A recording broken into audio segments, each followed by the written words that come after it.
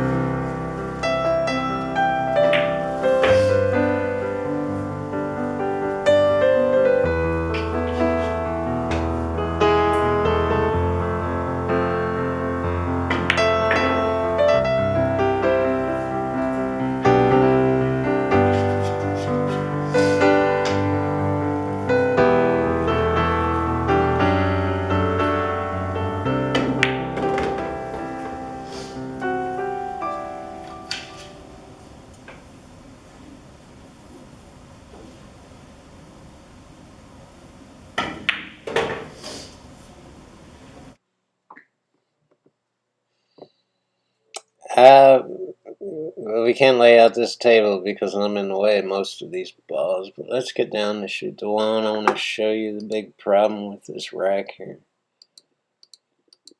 The 4 and the 5 are tied up down here. Obvious issue, and the sooner we can break them out, the better. You don't want to wait to the 3 ball.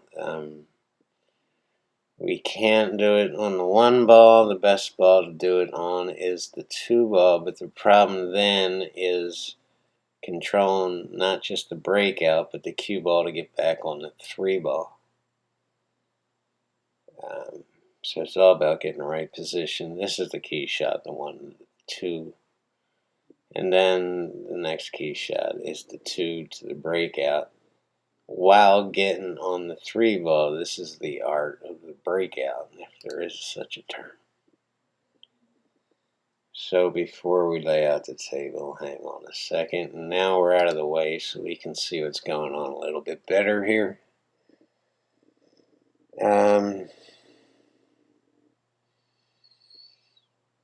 It would be nice if we could shoot the 2, break out the 4 and 5, and get back on the side pocket for the 3 ball.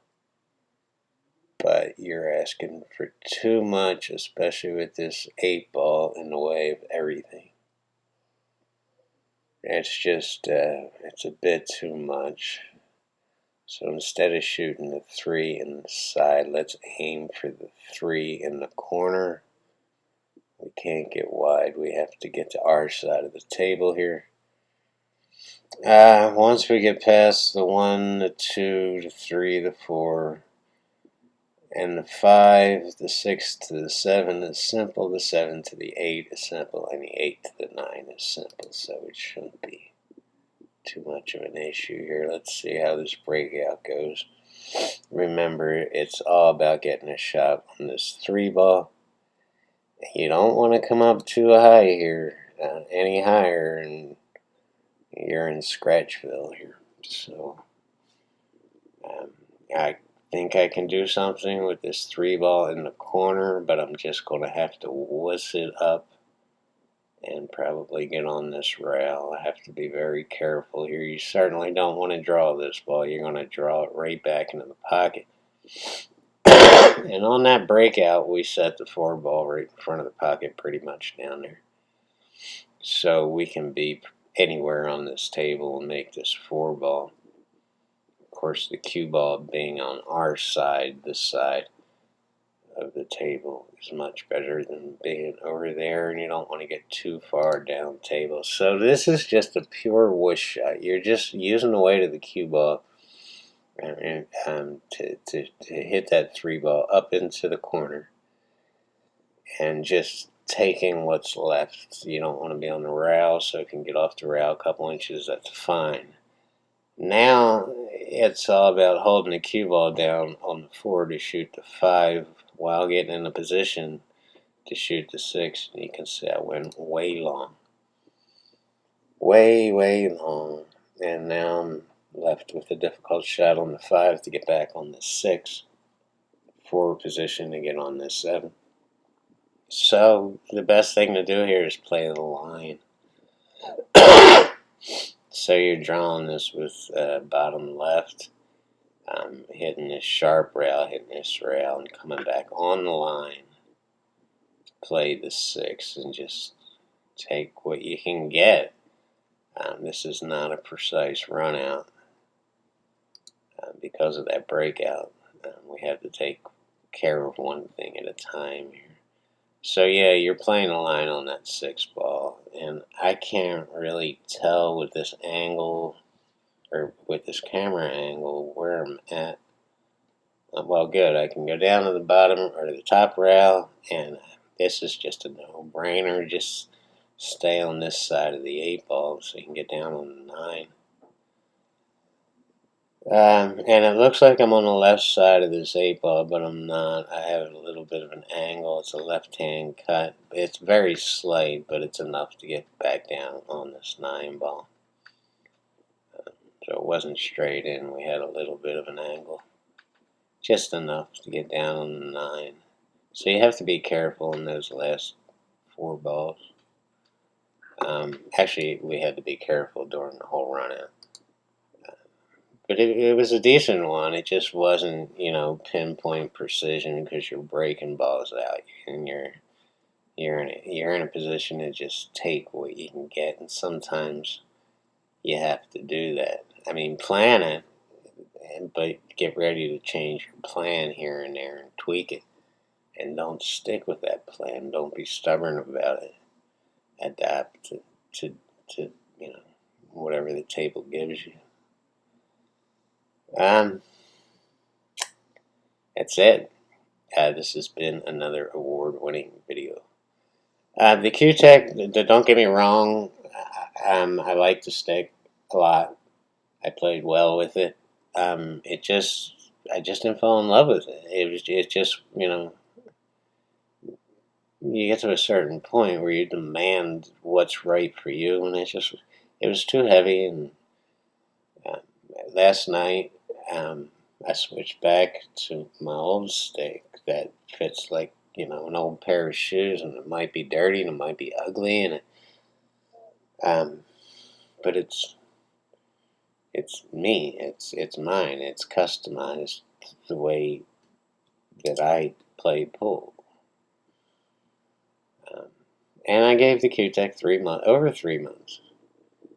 Just, that's enough. And that's, playing 4 or 5 nights a week. It's enough. It just wasn't right for me. It's not to say it wouldn't be right for you or anybody else.